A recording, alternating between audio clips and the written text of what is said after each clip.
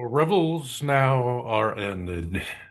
These are actors. As I foretold you, we're all spirits and are melted into air, into thin air.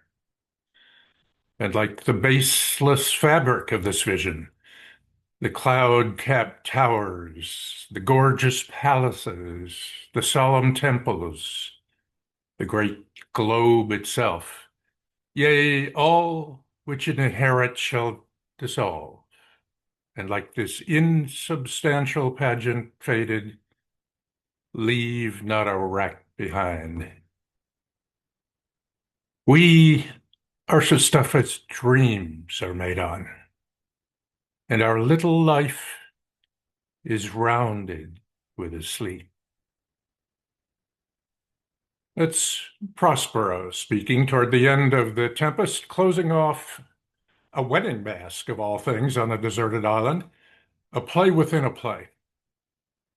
But it's also Shakespeare closing off a truly remarkable 20-year career in theater, a career marked by innovation and creativity such as never been equaled in English literature. It's Shakespeare's last play, apart from a couple of lesser collaborations, and almost uniquely among Shakespeare's plays, it's not based on any earlier work. This one emerged wholly out of Shakespeare's fertile imagination. In this class, we'll take a close look at this work, at its sources, such as they were, at its structure. It may well be the most carefully designed of all his works, at its innovative language, and most of all, at its characters, including two of the most fascinating characters Shakespeare ever created.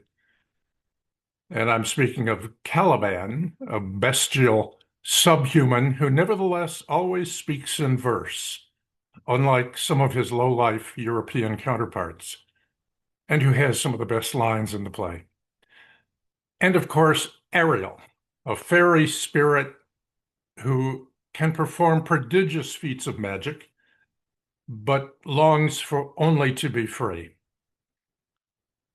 And as well, as I like to do in these classes, we will look at some of the topics that were on Shakespeare's mind and the minds of his audience at the moment the play was crafted, that caused him to write the play that he did and write it as he did. Most particularly, the earth-shaking discoveries of a whole new part of the planet that Europeans had stumbled across a century earlier, and that England was only now beginning to colonize in earnest.